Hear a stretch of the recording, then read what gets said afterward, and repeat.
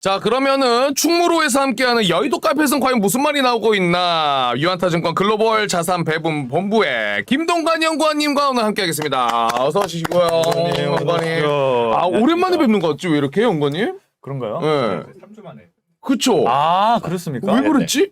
아, 무슨 일이 있었나요? 3주를 제가 좀 응. 더 일찍 나왔던 아, 그런 그래서 경우가 그럴까. 있어서, 네, 그렇습니다. 연속으로 한번 출연해 주셨다가 네, 아, 네. 맞아. 그새 3주가 지났군요. 네. 어쩐지 아. 뭔가 요즘에 몸이 막 허하고 보고 싶고 애절했어요. 아, 그런가? 그리움이 막 쌓였어. 그랬던 것 같습니다. 아, 어쩐지 어제 제가 자기 전에 그리움만 쌓인 애 들으면서 잤거든요. 한 곡 불러주시죠. 아우, 새소리가 나오네요. 여러분 너무나 죄송합니다. 모닝이어가지고. 우리 앵커님 노래 정말 잘하시거든요. 저요? 네, 제가 잘 알죠. 아, 무슨 네. 말씀하십니까? 가수. 송 대표님 인스타 들어가면 있잖아요, 노래 부르신다. 그 얘기 하지 맙시다. 나중에 저희가 유튜브를 통해서 공약을 한번 공약 한번 걸어주세요. 하지 마. 왜요? 그 아, 구독자분들한테. 자, 우리 열심히 공부합시다. 공부합니다. 빨리. 네. 연구원님 혹시 네. 노래 좀 좋아하십니까? 아, 잼병입니다. 노래 쉽지 않으시구나. 네, 아, 네. 예. 그러면은 제일 잘하는 네. 정말 취미 쪽에서. 취미 쪽에서 제가 농구를 좋아하거든요. 아, 농구. 네. 농구. 바스켓볼이죠? 바스켓볼. 농구. 아, 농구 좋아하세요? 저 좋아합니다, 농구. 아, 그래요? 축구도 좋아하고. 네, 다 좋아합니다. 공놀이. 네, 다 좋아합니다, 공놀이는. 네. 오. 나중에 네. 연구원이가 좀 더 편하게 더 뭔가 즐겁게 이런 내용들을 전해 드리려면은 같이 농구를 하면서. 이거 시장 인터뷰 하면서. 예. 아, 그러면 요거 지금 앞으로 유한테 어떻게 보십니까? 뭐 이렇게 골 넣고. 아, 그러니까요. 네. 요 컨텐츠를 한번 좀 해봐도 콘텐츠 재밌겠네요. 다양하게 뭐 앞으로 많습니다. 할게. 네. 자, 그러면 이제 본격적으로 오늘 이야기 나눠보도록 할 텐데, 이제 하반기가 시작이 됐습니다. 본격적으로.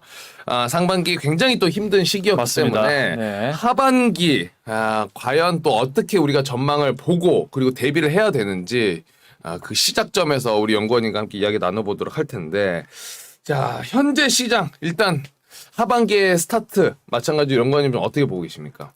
앞으로의 일단은 굉장히 힘들었던 상반기를 지나서 하반기에는 조금 더 반등의 시작이 되지 않을까. 오. 저희는 그렇게 전망을 네네. 하고 있고요. 네. 제가 나와서 이제 계속 말씀드렸던 부분은 미국 증시에 있어서 과연 지금의 펀더멘털이 과연 올바른 상황인지에 대한 부분에서 저희가 보았을 때는 미국이 경기 침체로 가기에는 굉장히 건강한 상태이다. 라고 이제 말씀을 계속 강조를 드렸기 때문에 맞아요, 이렇게 맞아요, 말씀을 드리는 거라서 음. 네, 하반기에는 조금 더 반등을 하는 그런 장이 오지 않을까 그렇게 판단을 하고 있습니다.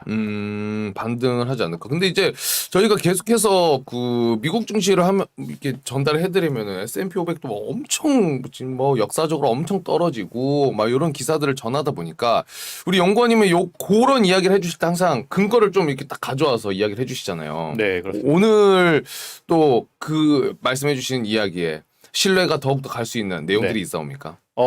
일단은 최선을 다했고요. 네. 한번 보시면서 이제 네. 말씀을 드리도록 하겠습니다.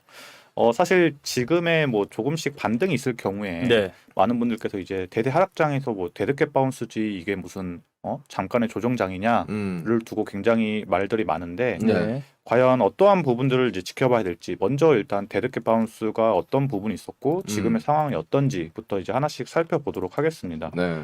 사실 이제 이번 연도 전반기가 뭐 1932년 이후에 최대 하락폭을 가지고 있었다라고 뭐 많은 분들께서 이미 접하셨을 텐데 지금 보시는 것처럼 이 두 번째 2022년도가 정말 힘든 한 해였다라고 와, 정말 경험을 하면서 많은 투자자들이 정말로 겪지 못했던 네네. 정말로 지금까지 이렇게 건강하게 살아계시는 분들은 거의 겪어보지 못한 그런 최악의 그렇네요. 한 해를 보내고 있다라는 측면에서 32년 이후에 네. 두 번째네요. 이게 순위로 지금 나누는 거예요? 네, 그렇습니다. 그렇기 때문에 이 대공황 이후에 이렇게까지 와. 많은 하락률을 경험을 한 점에서 네네. 정말 많은 분들께서 울분을 통하는 게 당연한 그런 상황이다라고 그러네. 말씀을 드릴 수 있는 그런 상황인데 이제 좀 더 희망적인 부분은 대공황 이후에 이렇게 뭐 43%가 그 후에 연말까지 올랐던 부분이기 네네. 때문에 네. 그 엄청난 하락률을 다 되돌렸다라는 점도 어느 정도는 참고를 해 보시면 좋겠다라고 말씀을 드릴 수가 있겠고요. 네. 그런 부분에서 아닌 부분도 있겠지만 되돌리는 부분이 더 많았다라는 점에서는 역사적인 평균에서는 오히려 이렇게 하락률을 되돌리는 경우가 많았다라는 점을 일단은 보시면 좋을 것 같고 이제 다음 장을 살펴보시면은 이제 과연 지금이 경기 침체 구간이냐 아니면 경기 침체가 아니냐를 이제 지켜봐야 될 텐데 네. 이제 옅은색 선이 경기 침체의 기간이고요. 그리고 이제 짙은 파란색이 경기 침체가 아닌 경우인데 보시는 것처럼 이제 20% 정도의 조정이 있었을 때 그때 이제 만약에 경기 침체가 아니라고 하면 반등을 하는 그런 시나리오를 지금 이렇게 역사적인 평균 차트에서 볼 수가 있는 그런 상황입니다. 그리고 저희가 경험했던 지금의 6월 장세는 굉장히 주황색 선으로서 너무나 빠르게 하락을 했던 그런 모습도 살펴볼 수가 있기 때문에 네. 8월 달까지 과연 이런 부분이 하락을 했다가 다시 한번 반등을 할 수 있을지에 대해서 집중을 하면 좋을 것 같은데 그 시발점이 바로 이제 7월 다음 주죠. 다음 주부터 이제 대형 은행주들부터 시작을 하면서 2분기 실적 발표가 됩니다. 네네. 그래서 그 부분에서 이제 더욱더 그런 부분이 시작이 되지 않을까로 생각을 하고 있고요. 네.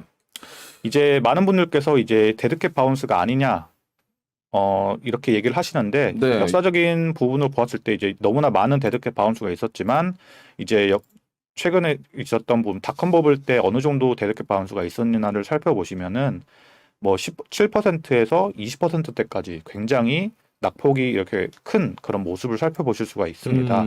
그리고 이제 나스닥 같은 경우에도 정말 많이 오르는 편이죠. 뭐 40%, 28%, 41%, 심지어는 51%대까지도 이렇게 하락점을 갔다가 데드캣 바운스를 보였던 그런 전례가 있기 때문에 단기간에 뭐 이렇게 오른다고 해서 결국에 이게 대세 상승장이 아니라 이렇게 데드캣 바운스가 나온다고 하면 네. 지금의 투자가 적기인가라고 판단을 해 보았을 때 네. 단기적으로 보았을 때는 이 데드캣 바운스에서 이렇게 중간중간에 차익 실현을 하시는 분들은 이렇게 좋은 구간이 될 수도 있겠지만 대세 상승장으로 갔을 때는 조금 더 장기적으로 보는 투자자들에게는 오히려 혼란만 주는 그런 시장일 수도 있겠다라고 이렇게 얘기를 할 수 있는데 저희는 어찌됐든 지금은 데드캣 바운스라기보다는 바닥을 다지고 상승을 할 수 있는 그런 구간이다라고 이렇게 얘기를 하고 있는데 네. 그 이유가 이제 인플레이션 관련된 부분이 가장 중요하지 않겠습니까? 그렇죠. 앞전에 말씀하셨던 유가 관련된 부분에 있어서는 뭐 어찌됐든 다음 달에 더 지켜봐야 될 부분이고 네. 지금 사실 인플레이션 관련된 부분에서 사실 수요적인 부분을 파괴해서 인플레이션을 낮추겠다라고 하는 연준의 행보에 대해서도 아까 이제 대표님하고도 얘기를 나눴는데 네. 그런 부분에서 이제 수요를 파괴해 버리면 경기 침체로 갈 수 있는 거 아니냐라고 이렇게 걱정을 하시는 부분이 있습니다. 네. 그렇게 네. 전망도 많이 나오긴 하던데. 네, 근데 그 부분에 대해서는 이제 조금 더 뒤에 말씀을 드리겠고 네. 이제 팩트적으로 보았을 때 이제 어찌됐던 연준에서 가장 많이 들여다보는 이 근원 PC 인플레이션 추이가 사실 좋게 나왔죠. 네, 4.7%가 발표가 되면서 이전의 4.9%를 훨씬 더 하회하는 그런 인플레이션이 꺾이고 있는 그런 모습이 나와서 굉장히 이 부분은 시장의 긍정적인 모습으로 작용을 하고 있다. 하지만 이 PC가 발표될 그날 당일에는 어찌됐던 근원이 아닌 PC 인플레이션이 6.3%대로 그대로 나왔기 때문에 어느 정도 시장에는 크게 영향을 하지 않았던 부분이긴 한데 어찌됐든 꺾이고 있는 모습을 나타내고 있고요. 지금 이제 미 연준이 이제 어느 정도 인플레이션을 전망을 할 때 이 미래 인플레이션을 꼭 지켜봅니다. 미래 이제 네. 앞으로. 네, 앞으로 어느 정도 인플레이션이 될 것이냐를 이제 지켜보는데 네. 지금 현재 5년 미래 인플레이션이 굉장히 높은 3.76%에서 이제 2.70%대까지 어느 정도 하락을 하는 그런 모습이고요. 그 부분에 있어서 이제 지금 뭐 컨테이너 지수가 이렇게 보이고 있는데 요거는 어떤 의미가 있는 거예요? 이제 컨테이너를 운반을 하는 데 있어서 비용이라든지 그런 부분이 높으면 네. 당연히 인플레이션에 악영향을 미칠 텐데 그런 컨테이너 지수가 꺾인다라고 하는 것은 그만큼 이제 공급망이라든지 비용적인 부분에서 하락을 한다라는 부분이기 때문에 네네. 인플레이션에 하방 압력을 주는 그런 좋은 모습이다라고 하는 부분이 같이 나타나고 있는 부분이기 때문에 어느 정도 인플레이션이 잡혀져 있지 않은가라고 이렇게 판단할 수 있을 것 같고요. 전체적으로 꺾이고 있기 때문에. 네네. 그리고 이제 많은 분들이 이제 제일 주목을 하는 부분이죠. 원자재 부분에서 지난 1년간의 추이를 이제 살펴보실 수가 있는데 S&P GSCI 에너지 지수를 살펴보시면은 계속해서 이렇게 올랐다가 최근에 다시 한번 꺾이고 있는 그런 모습인데 뭐 이미 아시는 것처럼 유가 관련된 부분도 이 부분에는 가장 많은 부분을 차지를 하고 있고 네. 천연가스 등도 포함되어 있는데 최근 그런 두 가지 지수들도 모두 이렇게 어느 정도 하락을 하고 있다라는 점 그리고 농업 관련된 지수도 사실상 굉장히 많이 꺾이고 있는 모습입니다.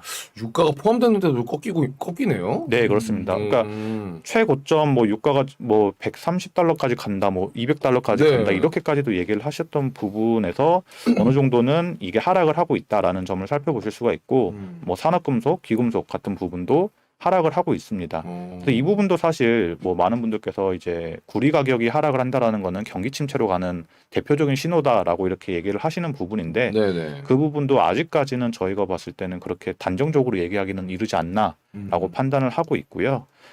이제 많은 인플레이션 부분을 차지했던 부분이 중고차 지수인데 중고차 네. 지수를 보시는 것처럼 지금 현재 마이너스 6%대로 이렇게 YOY로 하락을 하고 있다라는 점에서도 어느 정도 인플레이션은 하방 압력을 주지 않을까라고 이렇게 판단을 하고 있고요.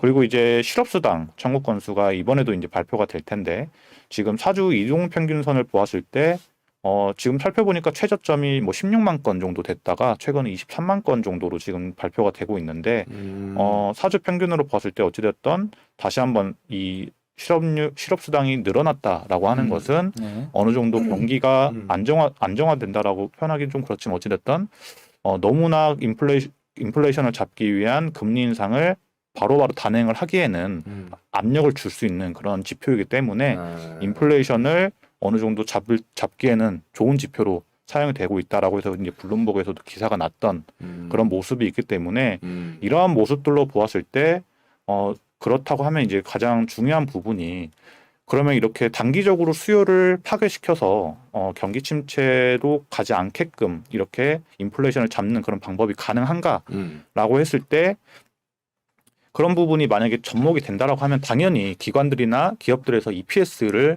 자신들의 이익적인 부분을 엄청나게 조정을 할 거잖아요. 네, 그렇죠. 우리가 이만큼 힘들고 비용이 이만큼 늘었으니까 이 정도의 이익이 나올 것 같아라고 하는 부분이 있는데 지난주 기억하시겠지만 마이크론 같은 경우에도 실적을 굉장히 이 실적 전망치를 굉장히 이렇게 보수적으로 잡지 않았습니까? 네. 그런 부분들이 이제 나타날 텐데 과연 그렇다고 하면 그 정도의 이익적인 부분에서 그런 EPS 추정치가 어느 정도 되느냐를 지켜봐야 되겠죠. 그래서 만약에 이제 지금 이거는 이제 모건 스탠리에서 발표한 자료인데요. 네. 보시면은 이제 경기 침체가 아닌 구간에는 기본적으로 이제 선행 EPS를 5% 정도 기업들이 이제 이렇게 축소를 한다라고 합니다. 네. 네. 그에 따라서 이렇게 축소를 하게 되면 고점 대비해서 6% 정도가 평균적으로 하락을 했다라고 하고요. 네. 경기 침체인 구간을 보시면 큰 폭으로 늘어나죠. 이제 선행 EPS를 14% 정도 이렇게 평균적으로 네. 추락을 하게 된다고 합니다. 그에 따라서 당연히 증시도 34%나 폭락을 하는 그런 네. 모습을 보이고 있습니다. 네.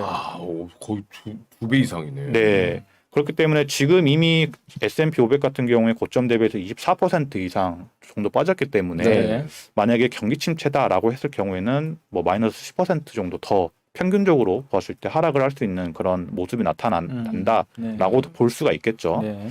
그런데 지금 상황을 한번 살펴보시면요. 일단은 팩트셋에서 가지고 온 자료를 살펴보시면 2분기 다가오는 2분기의 EPS 하락 전망치가 마이너스 1.1%입니다. 네네.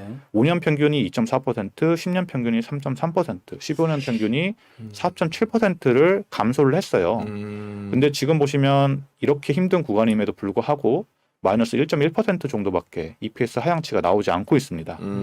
그리고 올해 2022년 올해를 들어서는 0.8% 오히려 EPS가 상향 조정된 그런 모습을 나타내고 있습니다. 그러니까 그만큼 지금 앞전에 보셨던 것처럼 만약에 경기 침체다라고 판단이 들었다고 하면 네. 이 정도가 아니라 뭐 기본적으로 5에서 10% 정도 EPS를 하향 전망을 시켜야 되는데 그렇지 않다라고 하는 것은 기업들이 버틸만 한데? 라고 이렇게 판단한 것이 아닐까. 그리고 이제 기관들에서도 이 정도 버틸 수 있지 않을까라고 판단한 게 아닐까 저희는 그렇게 판단을 하고 있고요. 그 기업을 봤을 때. 그러니까 네. 이런 좋은 뉴스들이 좀 나야 좋은데 네. 전혀 이런 그 모습들은 보이지 않고 맨날 부정적인 거 유가도 보면 뭐 380달러 간다. 러시아가 뭐 감산을 제대로 하면 이런 소식밖에 안 들리니 좀 더 불안할 수밖에 없을 것 같다는 생각이 드는데 계속 한번 연구원님 말씀 들어보도록 하죠. 어우, 지금 뭐. 네.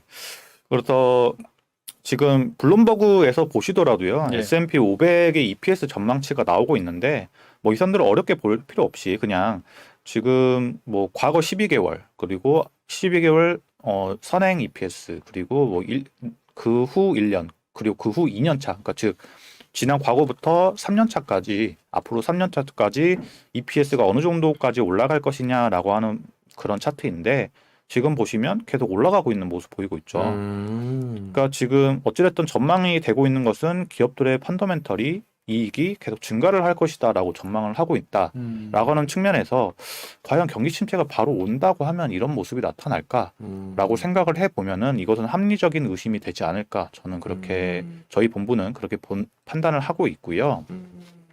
그리고 이제 저희 기관도 있겠지만 미국의 이제 메이저 네. 증권사들의 뭐 기관들의 전략가들의 이제 연말 목표가가 이렇게 발표가 된 것을 정리해 놓은 게 있는데 네. 지금 보시면은 이제 맨 좌측부터 보시면 평균적으로 S&P 500이 4,900까지는 갈 것이다라고 2021년 12월 달에 내년에 전망치를 그렇게 전망을 했었습니다. 네네. 그런데 이제 많은 이슈들이 있었고 중간에 이제 최근에 3월 31일 날 올해 연말에 S&P 어떻게 갈 것이냐라고 전망을 했더니 4,800으로 꺾였죠. 네. 그리고 최근에 6월 30일 날 다시 한번 이 전략가들의 전망치를 보니 4,400을 갈 것이다.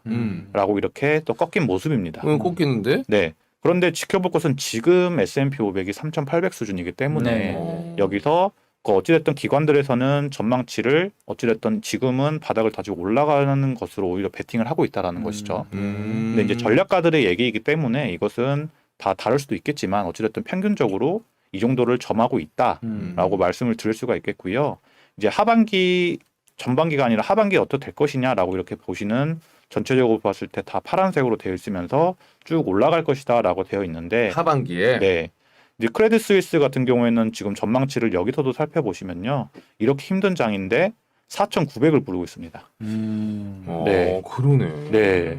전고점을 최고점을 경신해서 넘을 것이다라고까지 전망을 하고 있는 이런 기관도 있습니다. 네. 그렇기 때문에 이러한 부분에서 평균적으로 기관들이 어찌됐든 하반기적인 부분에 있어서는 굉장히 포지티브하게 보고 있다라고 이렇게 말씀을 드릴 수가 있는 부분에서는 뭐 각각의 이제 굉장히 많은 전략가들이나 애널리스트들의 그 분석들을 보잖아요. 그래서 각각의 기관들의 애널리스트들의 전략가들의 그런 부분들을 하나하나 꼼꼼하게 체크해보면서 어느 부분을 계속 주목해서 얘기를 하고 있는지를 지켜보시면 좋을 것 같습니다. 크레딧 스위스는 왜 이렇게 좋게 평가를 할까요? 일단 제가 봤을 때는 네. 일단은 그런 전쟁 이슈 관련된 부분이 어느 정도 해소가 되지 않을까 그렇게 판단을 하고 있고 전쟁 이슈가 계속해서 강조를 하고 있는 건 닷컴 버블 때와는 다르다. 네. 지금의 기업들이 펀더멘털이 굉장히 튼튼하기 때문에 네, 다시 반등할 수 있을까 그런 골자로 얘기를 한 것을 보았는데 네, 뭐 전략가들마다 더 디테일한 내용은 제가 보지는 못했지만 어찌됐든 굉장히 높게 보고 있다라고 보시면 좋겠습니다. 그런데 이제 이게 연구원님이 항상 이렇게 준비해 주시는 거 보면은 네. 딱 지금 실제로 나와 있는 지표들을 보여주시면서 이야기를 해주시니까 맞아요. 네. 이거는 뭐 그 연구원님이 이렇게 이렇게 만드셔가지고 이렇게 해도 모르겠지 이게 아니잖아요. 딱 그렇죠. 나와 있는 지표니까. 네네. 근데 아까 우리가 이야기했던 것처럼 언론이나 이런 데를 보면 항상 무서운 이야기들만 나오다 보니까 이렇게 그게 보시는 분들도 하락장의 특징인 것 같아요. 제 생각에는. 일부러 그 뭐 연준에서도 그렇고 또 이런 대표들도 막 경기 침체 온다 쉽지 네네. 않을 것이다 막 이렇게 발언들이 나오는 게 오히려 그 발언들로 조금 더 사람들한테 이거 소비 위축시키고 이러려고 하는 의도도 살짝 있을까요? 일부러 그런 당연히 있지 않을까 싶습니다. 왜냐하면은 사실상 지난 2년간 정말 많이 반등을 했기 때문에 네. 그런 부분에서 어느 정도 거품을 끄게 만드는 게 또 어느 정도 필요했지 않을까 또 생각은 해볼 수 있겠죠. 네. 그렇게도. 네네. 그렇죠. 이게 뉴스에 나오는 것들은 제가 봤을 때는 좀 이제 자기 포지션을 구축을 하기 위해 그러니까 유리한 포지션을 구축을 해놓는 상태에서 그런 이제 공매도성 기사 이런 것도 굉장히 많다라고 제가 알고 있거든요. 왜냐하면 또 우리나라 언론은 그런 블룸버그나 이런 기사들을 이제 해석을 해서 갖고 오는 걸로 알고 있는데, 네. 그러니까 이게 원래 그래요. 경기가 이제 안 좋으면 안 좋을수록 계속 부정적인 기사들이 많고, 예를 들면 이제 중국 주식이 많이 올랐단 말이에요. 근데 지금부터 중국 주식 좋대 이렇게 얘기해 버리거든요. 이미 많이 올랐는데, 아니 저점에서 얘기를 해주든지 미리. 예. 근데 이미 좀 많이 오른 상태에서 계속 좋은 기사들이 나오거든요. 그러니까 그렇다는 것은 제가 봤을 때는 이제 그거를 이제 유인하기 위함이라는 거죠. 개인 투자자분들이. 왜냐면 유입이 와야 자기들이 팔아먹을 거 아닙니까? 그러니까 저는 그렇게 봐요, 솔직히 시장. 그래서 이제 안 좋은 기사들이 너무 많을 때는 오히려 좀 다르게 봐야 될 때도 있다 이렇게 생각이 든다. 용건님 제가 말할 때 커피라도 한잔 하고 제가 일부러 시간 벌어드리고 스윗나. 아니, 너무 말씀 많으시는 것 같아서 제가 조금 시간을 벌어드리고자. 역시 우리 왕자님. 네. 근데 지난번에 오셨던 공주님이 요즘 안 보이네. 그러네요. 네. 우리 공주님 어디 가셨나? 우리 왕자님들 또 이렇게 매일 아침 이렇게 공주님 기다리고 있는데. 갑자기 뭐 방에 이상한 또 그 이상한 침입자가 있었나 보네. 저게 뭐죠, 저게? 갑자기? 해외에서 약간 이제 더위 많이 타시는 분이 네이키드로 들어오셨습니다. 뭐야, 저게? 홀딱 벗고. 한 분이 들어오셔가지고. 뭐지, 저게? 여러분, 오늘 또 연구원님 또 글로벌 자산 배움본부잖아요. 오늘 글로벌로 약간 좀 외국분이 외국분까지 들어오셔서 네. 우리 동관연구원님 자료를 또 보시려고 하는. 그러니까요. 또 그런 일들이 있었네요. 별의별 또 분들이 들어오십니다. 연구원님 어때요? 제 말에 좀 동의를 하시는 편입니까? 어떻게 보십니까? 혹시? 그런 것 같습니다. 사실 이제 예를 들어서 아까도 말씀드렸지만 기관별로 그런 그러니까 경기 침체다 아니다 뭐 반등할 수 있다 없다에 대한 그런 논점에 대해서 굉장히 강조를 하는 게 있는데 이제 말씀드릴 부분도 포함이 된 건데 저희는 항상 은행권의 펀더멘털이 굉장히 중요하다라고 늘 강조를 드리고 있는데 이 부분에 대해서 그렇게 많이들 집중은 안 하시는 것 같아요. 그러니까요. 네, 그래서 이제 경기 하락론에 대해서 더 이제 집중을 하시면서 더 자극적인 그런 모습들을 보시는데, 그러니까 굉장히 많은 의견들을 참고를 해야 되는 게 맞고, 그리고 이제 포트폴리오를 굉장히 다변화시켜서 하는 게 굉장히 중요하다라고 이렇게 저는 말씀을 드릴 수가 있을 것 같고요. 네. 포트폴리오 다변화. 네, 이제 저희 다시 한번 말씀을 드리면 경기 침체가 어찌됐든 안 와야지 반등을 하반기에 할 수 있다라고 그렇죠. 이렇게 말씀을 드릴 수가 있는데 경기 침체로 가기에는 너무나 지금 은행권의 펀더멘털이 튼튼하다. 즉 이제 매년마다 뭐 기관 은행권들에 대한 어느 정도 너희들이 체력이 얼마나 되는지 검사를 하겠어라고 하는 게 바로 스트레스 테스트라고 있지 않겠습니까? 그 부분을 이제 함께 살펴봐야 될 텐데 지금 살펴보시면은 이번 연도 미국 은행권들의 스트레스 테스트를 했는데 너무나 고무적으로 나왔습니다. 자, 시나리오가 이렇습니다. 미국의 실업률이요 10%대까지 가고요. 네. 그리고 GDP가 3.5% 감소를 하고 그리고 이제 부동산 40% 폭락, 주택 가격이 28% 정도 폭락, 그리고 주가도 55%까지 폭락을 하는 그런 장이 온다라고 했을 때 너희들의 은행의 체력이 어느 정도 되느냐라고 이렇게 테스트를 해보니 네. 보시면은 34개 대형은행 모두가 자기 자본의 평균 비율이 최소 기준치를 넘었습니다. 즉 우리가 바라는 너희들의 체력이 4.5%인데 지금 보시면 9.7%가 나왔습니다. 그래요? 네.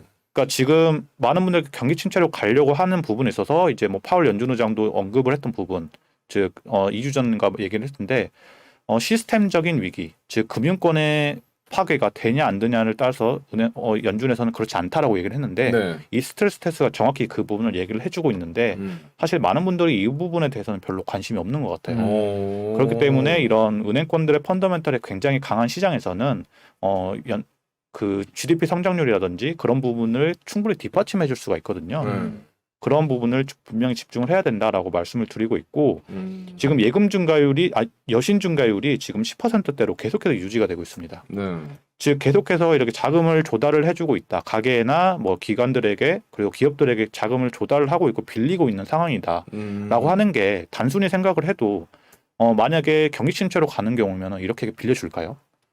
은행에서 당연히 손해를 보지 않으려고 해서 그렇죠. 안 빌려주고 네. 기업들도 당연히 돈을 빌리지 않겠죠. 네. 그런데 이렇게 여신 증가율이 계속해서 증가를 하고 있고 유지를 하고 있다라는 것은 경기 성장률, 즉 GDP 성장률이 유지가 될 수 있는 그런 상황이다라고 말씀을 드릴 수가 있겠고 예금 추이도 5%대까지 떨어졌었습니다. 네. 그렇다가 다시 한번 이제 5%를 최근에 계속 유지를 하고 있어요.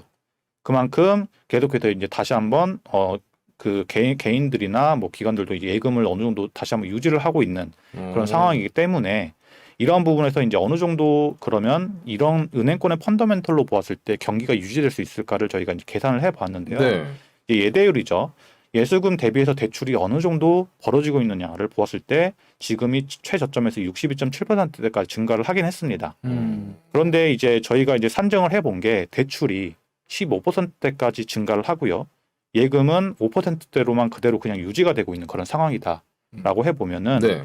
자 15 나누기 5 이렇게 해보면 어느 정도 지금 유지가 될 수 있다라는 부분인데 저희가 이제 밑에 쪽에다가 이제 예대율을 산정을 해서 계산을 해 보니까 지금 보시면은 뭐 닷컴 버블이라든지 그리고 이제 2008년 금융위기 때 정말 모든 기관들이 다 폭삭 망했을 때 네. 보시면은 예대율이 거의 100%입니다. 네. 즉 예수금 대비해서 대출을 100%까지 끌어당겨 준다는 것은 은행권들이 당연히 힘들 수밖에 없는 상황인데 네. 지금은 충분히 예금 그 대출을 15% 정도를 해줘도 예대율이 계속해서 올라가겠죠. 만약에 예금 대출을 계속 해주면.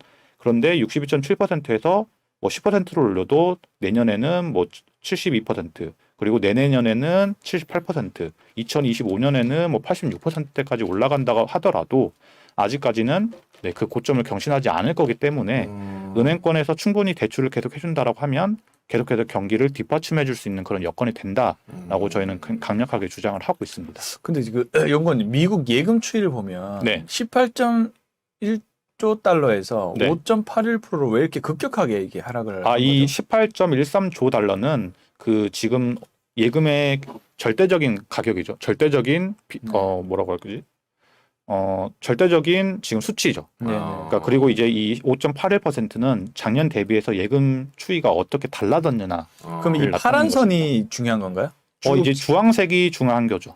주황색이 주황색이. 중요한 네, 거예요. 주황색이 어찌됐든 예금이 만약에 폭삭 빠져버린다라고 하는 것은 진짜 경기 침체로 완전히 간다라는 것인데 네. 이 주황색 선이 어느 정도 계속해서 유지가 되고 있다라고 하는 것이기 때문에 계속해서 이제 은행권을 믿고 예금을 하는 것이죠. 그럼 이때는 코로나 때로 일시적으로 급반등을 한 거네요? 네, 그렇습니다. 안전자산에 대한 그런 부분들이 갑자기 그 증가를 했고 근데 지금 수준은 거의 평범한 수준이네요. 네, 그렇습니다. 그동안의 자료 추이를 보니까 거의 뭐 한 그러니까요. 2%대에서 5%, 10% 사이 왔다 갔다 하는 추이인데 그러니까 되게 안정권에 있는 놓여 있는 그런 수치를 얘기를 해주는 거네요. 네, 맞습니다. 알겠습니다.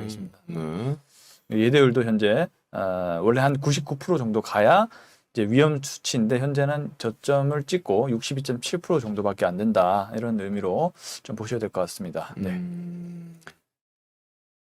아무래도 이제 금리가 또 올라가니까 더 사람들은 돈을 넣고 뭐 그런 것도 있겠죠. 아무래도. 아, 네.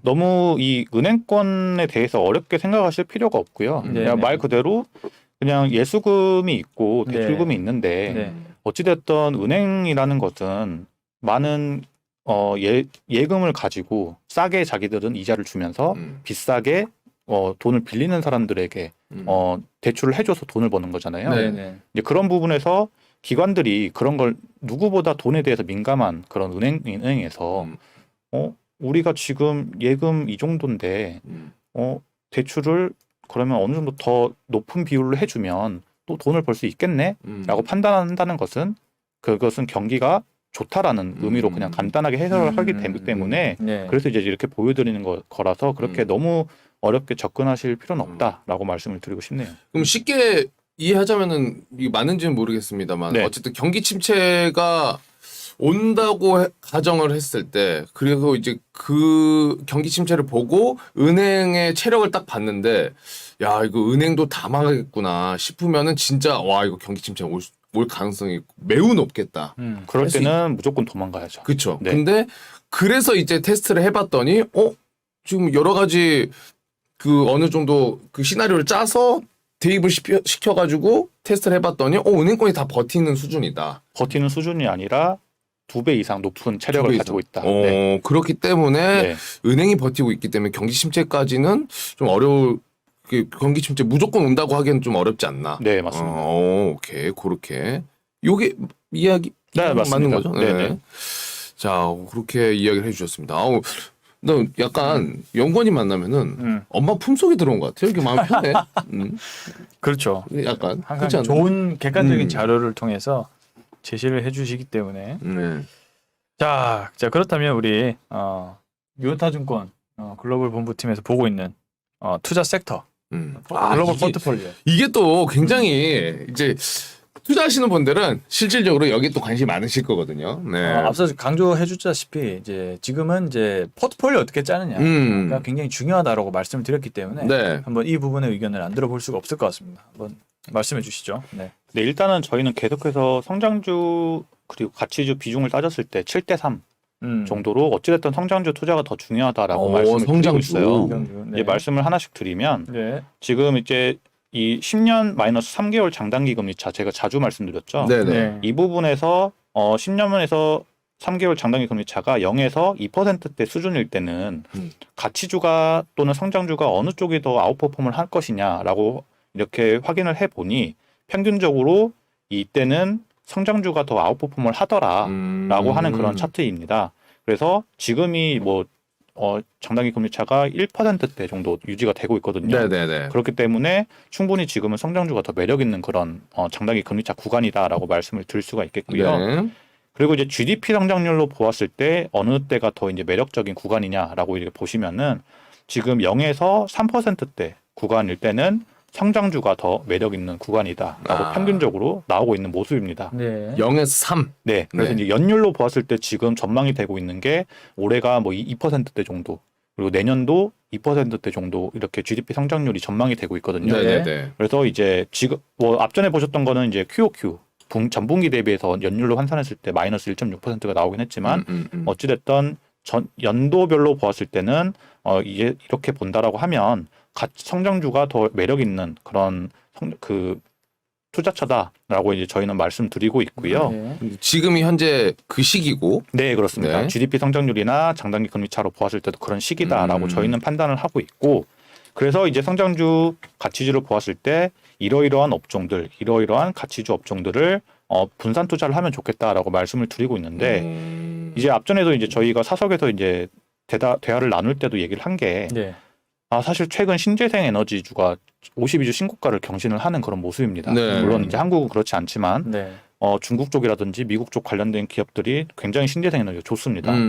그렇기 때문에 지금 반도체가 뭐 신저가를 오히려 기록하고 있는 측면에서 해칭이 되는 그런 모습이고요. 그러니까 이렇게 분산 투자를 하는 것이 굉장히 중요하다라고 강조를 드리고 있는데 오늘 말씀드릴 것은 이제 바이오 쪽, 헬스케어 쪽을 이제 말씀드리려고 합니다. 요즘에 신고가잖아요, 바이오. 맞습니다. 예. 그렇기 때문에 뭐 몇 달 전만 하더라도 이제 바이오 나락간다, 망했다, 뭐 이렇게 말씀하시는데 최근 너무 좋기 때문에 이런 식의 분산 투자 굉장히 중요한데 왜 중요한지 일단 하나씩 살펴보시면요. 일단 인플레이션이 높아질수록 어떤 자산에 투자를 하는 것이 좋겠냐라고 했을 때 핵심 키워드가 바로 가격 경쟁력이 있느냐가 가장 중요하다라고 이렇게 말씀을 드리고 있고 네. 이 차트가 얘기를 하는 것은 인플레이션이 3% 이상이었을 때 가격 경쟁력이 있는 기업들의 기간별 수익률입니다. 그런데 3%대 인플레이션이 유지가 되는 상황이면 12개월 뒤에는 약 11% 평균적으로 수익이 났다. 12개월 이상일 때. 네. 그래서 이제 이렇게 높은 인플레이션 상황에서는 계속해서 가격 경쟁력이 있는 기업을 봐야 된다라고 하는 것이고요. 그러한 부분에서 어떤 가격 결정력을 가진 기업 그 섹터가 있느냐를 보았을 때 다 알고 계시는 뭐 필수 소비재가 있고 커뮤니케이션, IT, 임의 소비재 그리고 지금 보시는 헬스케어가 있습니다. 자, 근데 많은 분들이 이제 오해를 하시는 게 헬스케어 하시면은 바이오, 즉 생명공학 쪽, 이런 그 모더나 같은 그런 기업만 보시면서 단기간에 몇백 % 수익 이런 쪽만 생각을 하고 계신데 네. 제가 말씀드릴 오늘의 헬스케어는 말 그대로 헬스케어입니다. 네. 어떤 것인지 한번 살펴보시면요. 일단 XLV라고 하는 헬스케어 관련 최대 보유 그 자산 운용 규모를 가진 ETF인데 여기 보시면 경기 방어 성격이 강한 건강보험사, 대형 제약사, 의료기기 사실 많은 분들이 별로 관심 안 가지시는 이런 그 분야들이 굉장히 많이 포진해 있는 그런 ETF를 수익률을 보시면요. 1개월 수익률이 7월 1일 기준으로 마이너스 0.1%밖에 안 됩니다. 지금 시장에서도. 네. 그리고 1개월, 3개월, 6개월 연초 대비 1년, 2년, 5년 차를 보시면은 다 지금 빨간색으로 보시는 것처럼 XLV가 아웃퍼폼을 하고 있어요. 그렇기 때문에 이러한 부분에서 굉장히 포트폴리오에 담아두면 좋은 그런 성격을 가지고 있다라고 판단을 하고 있는데 지금 섹터별 비중을 한번 살펴보시면요. 제약회사 그리고 헬스케어 업체 및 서비스, 헬스케어 장비 및 용품 많은 분들이 그렇게 관심 안 가지시는 분야가 가장 많은 비중을 차지를 하고 있고 그러네요. 반면에 이제 생명공학이나 생명과학 도구 서비스도 어느 정도 이렇게 포진이 되어 있기 때문에 굉장히 이 포트 비중이 어느 정도 이렇게 좋은 그런 모습을 나타내고 있다라고 저희는 판단을 하고 있는데 되게 골고루 나뉘어져 있네. 네, 맞습니다. 그렇죠. 사실 지금 서학개미가 가장 많이 매수한 종목들을 보시면은 다 성장주에서도 굉장히 테슬라라든지 네. 빅테크 관련 종목들만 있고 이런 종목들은 사실 거의 안 가지고 있거든요. 그런 부분에서 이제 해칭을 하는데 분명히 중요하다라고 말씀을 드릴 수가 있겠고 네네. 이제 건강보험사 사실 누가 들여다보겠습니까? 네. 건강검사. 아무도 투자를 안 하죠. 네. 뭐 하시는 분들도 계시겠지만 이 XLV ETF 내에 건강보험사들이 6개가 있습니다. 네. 근데 이게 이제 XLV의 18.7%를 비중을 차지를 하고 있습니다. 오. 근데 얘네들을 살펴보시면요. 지금 수익률이 다 아웃퍼폼을 하고 있어요. 지금 연초 대비해서 평균적으로 이 6개 건강보험사가 3.8% 연초 대비해서 3.8% 오히려 상승을 했는데 네. 네, 이 부분에 있어서 S&P 500은 마이너스 20%대니까 지금 이 차이 마지막에 이제 빨간색을 보시면은 1년간 보시더라도 S&P 대비해서 28% 아웃퍼폼을 했기 때문에 이런 조금 지루하고 재미없고 관심 없는 제약 건강보험사도 포함된 XLV 헬스케어 관련된 부분도 집중을 해보시면 좋겠다라고 말씀을 드릴 수가 있겠고 틈새 시장이네. 네. 관심을 안 갖는 분이 많이 계셨어요. 맞습니다. 네. 이제 굉장히 중요하고요. 그리고 이제 헬스케어 내에서 그렇다고 하면 어찌됐든 마진이 많이 남는 그런 섹터에 주목을 해야 되지 않겠습니까? 네. 근데 여전히 많은 분들이 좋아하시는 생명공학 쪽이 37%가 나와 있고요. 네. 그리고 헬스케어 장비가 20.7% 마진율이 나오고 있어요. 그리고 헬스케어 섹터의 평균적인 마진율이 11%니까 그 평균치를 상회하는 이런 섹터에 주목을 해야 되는데 지금 앞전에도 보셨겠지만 이 생명공학은 이 XLV ETF 내에서 네 번째 포트를 차지하고 있고 헬스케어 장비가 두세 번째 차지하고 있다라는 점을 살펴보시면 좋겠고 제약 쪽이 마찬가지로 마진율이 31%가 넘습니다. 네. 그러니까 제일 높은 그런 부분에 나타나고 있기 때문에 마진율을 보더라도 이렇게 다변화된 제약사, 보험사, 의료기기 쪽 계속해서 주목을 해야 되는데 어느 쪽을 투자할지 모르겠다라고 하는 측면에서 이런 ETF로 대응하는 게 굉장히 중요하다 말씀을 드리겠고 이러한 헬스케어주는 또 배당이 계속 늘어나고 있습니다. 아 그래요? 네. 그 매력 있다. 네, 진짜. 이제 파란색을 보시면 이제 배당인데 이 네. 배당이 계속해서 늘어나고 있는 모습이고요. 자사주 매입이 이제 이 빨간색 부분인데 계속 늘어나고 있다. 그리고 이 영업이익이죠.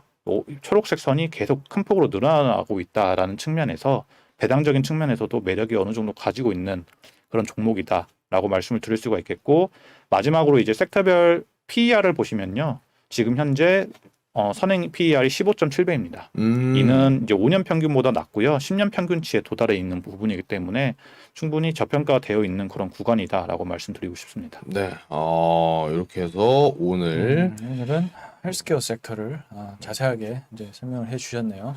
이쪽은 저도 아예 생각지도 못했던 것 같아. 현재 제가 알기로도 미국의 일라이 릴리 같은 이런 기업들은 그 신고가. 맞습니다. 존슨앤존스도 신고가인가요? 최근에 갔던 걸로 알고 있습니다. 그러니까 이제 우리가 흔히 말하는 제약바이오 말고 그러니까 신약 개발하는 회사 말고 안정적으로 이제 매출이 계속 나오면서 큰 회사들 있잖아요. 네. 네, 그러면서 신약 개발도 하고 의약품도 팔고 이런 회사들이 지금 미국에서는 이제 신고가. 제가 알기로도 뭔가 이게 인플레이션, 그러니까 약값 이런 말이 들리더라고요.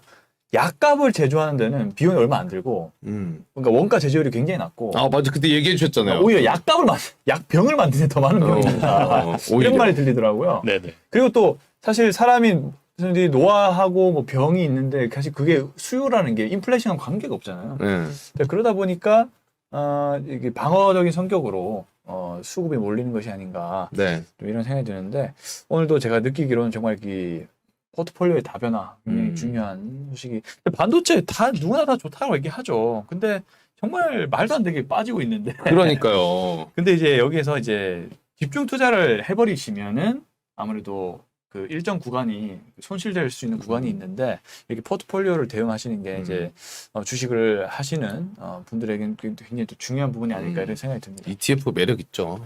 진짜 어려울 때는. 포트폴리오 투자 좀 하세요. 저요? 너무 집중하지 말고. 저 지금 너무 집중돼가지고 지금 반도체가 아니라 아, 제가 반쪽이 돼가고 있어요 얼굴이. 지금 쉽지 않은 상황입니다. 하지만 뭐 믿음으로 가니까 저는 반도체 네 산업의 쌀 아니겠습니까? 그렇죠. 네. 저는 길게 보고 가니까 두렵지 않습니다 전혀. 그리고 네. 우리 퀴즈 해야죠. 퀴즈 해야 되죠. 제가 얘기할까요? 뭐 짜놓은 거 있어요? 짜는 거 있죠. 네. 제가 우리 시청자분들 제가 퀴즈 내겠습니다. 자. 퀴즈 맞추시는 분들은 채팅창에 남겨주시고 만약에 맞추신 분들이 있으면 그 돈돈 채팅방에 오픈 채팅방. 오픈 채팅방에 아이디를 알려주시면 되겠습니다. 오. 오늘 여기에서 제가 제일 중요하게 생각하는 부분이 있어요. 중요하게 생각하는 부분이 있어. 예. 자, 여러분 이제 퀴즈 나갑니다. 딱 아. 문제 내드리고 첫 번째로 정답 맞춰주신 분한테 우리 송 대표님이 기프티콘 쏘는 거예요. 네. 자, 두구두구두구두구. 혹시 자료가 다 공유가 돼 있나요? 우리 시청자분들에게도? 아까 다 보여드리면서 이제 말씀해 주셨으니까. 근데 이게 잠깐 이게 어려울 수도 있는데 네, 자료를 보셔야 나올 수 있는 내용입니다. 네, 뉴스에는 잘 집중하지 않지만 또 굉장히 경기 침체가 아니냐를 판단할 수 있는 근거가 바로 우리 연구원님께서 스트레스 테스트다 이렇게 말씀을 해주셨는데 네. 자 문제 나갑니다. 문제 나갑니다.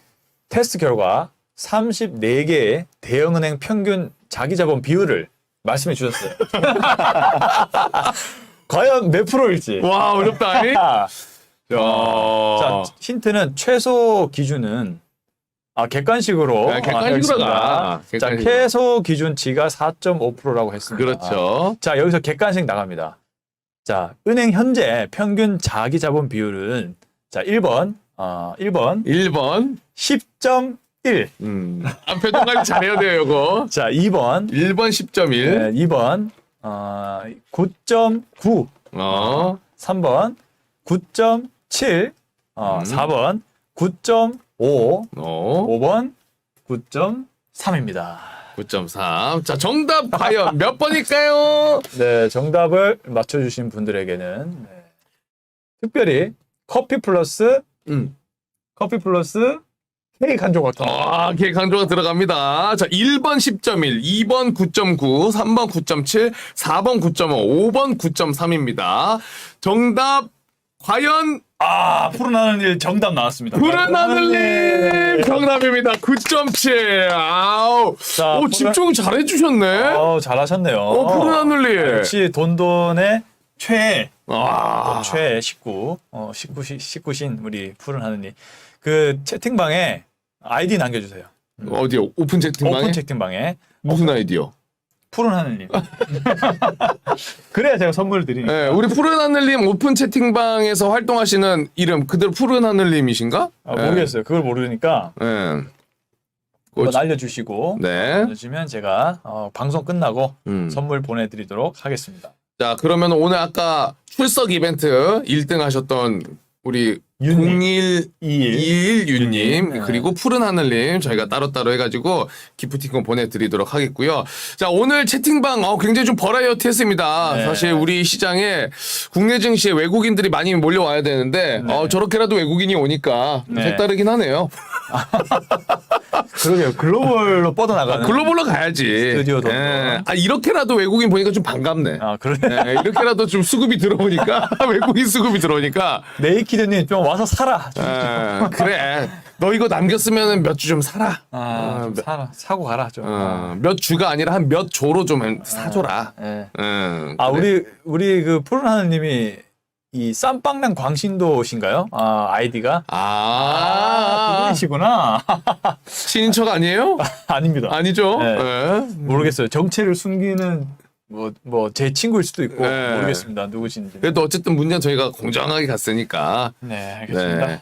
자, 어쨌든 오늘 또 우리 김동관 연구원님과 함께 이야기 나눠봤는데요. 네. 연구원님 어떠셨사옵니까? 네, 지금 굉장히 힘든 시장임에도 불구하고 이렇게 굉장히 업을 계속 시키려고 하시는 모습에 굉장히 감동을 받았습니다. 그러니까 우리가 시장 막 처음에도 말씀드렸던 것처럼 힘든 거는 공감하되 그렇지만은 중요한 건 처져 있으면 안 된다. 뭐 물론은 하하호호 막 여러분 기분 좋으시죠? 이건 안 됩니다만은 파이팅은 할 수 있는 거니까. 사실 뭐 쳐져 있다고 주식 오르는 건 아니잖아요. 그러니까 이거 어쩔 수가 없어. 우리가 뭐 할 수 있는 게 없으면은 뻔한 이야기지만 그 이야기를 저는 요즘 좀 많이 믿어요. 어떤 거요? 피할 수 없으면은 즐겨라. 즐길 수는 없어도 가만히 있어라 그냥. 가만히 울진 말아라. 아, 울지 말아라. 예. 아, 좋은 말이네요. 더워도 짜증은 내지 말아라. 아, 그냥 좋은 덥다. 말이다. 덥네. 요 정도지 짜증 내지 말아라. 어쩔 수 없으니까. 우리 영관님 그 마지막으로 지금 또 시청하고 계신 시청자분들한테 또 투자 관련해서 힘들어하시는 분들 계실 수도 있고 또 버티고 계시는 분들도 계실 텐데 뭐 한마디 해주신다면 어떤 이야기 좀 해주고 싶으세요? 결국에는 장기 투자가 아니든 뭐 장기 투자건 아니건 간에 어쨌든 투자를 계속해서 하실 거니까 이 기간에 계속 공부를 하시고 어떤 기업, 어떤 산업이 지금 성장을 하고 있고 좋은지에 대해서 계속해서 더 딥하게 파는 그런 시기를 가졌으면 좋겠다라고 말씀드리고 싶네요. 실제로 요 시기를 우리가 버텨내고 내면은 나중에 그 어떤 장이 와도 버틸 수 있다는 그런 이야기가 좀 있더라고. 또 그런 것 같아요. 느낌이. 엄청나게 돈이 풀렸고 그거를 이제 회수되는 장이기 때문에 저도 이런 장세를 이렇게 겪어본 적은 없으니까 좀 그런 것 같고 하여튼 우리 유한타증권 글로벌 랩 많이 관심 가져주시고 많이들 관심 가져주시고 포트폴리오 투자 중요성 다시 한번 저도 강조 드리고 싶습니다. 알겠습니다. 잘했죠? 네, 감사합니다. 저 부탁받은 거 아닙니다. 제가 진심으로 그냥 한번 얘기해 본 겁니다. 너무 좋아해, 송 대표님이. 저는 뭐 그 유한타증권 글로벌 본부팀을 좋아합니다. 개인적으로. 자, 그럼 우리 영관이 여기서 인사 나누면서 저희는 똥스픽으로 돌아오도록 하겠습니다. 영관이 오늘도 좋은 말씀 감사합니다. 감사합니다. 감사합니다.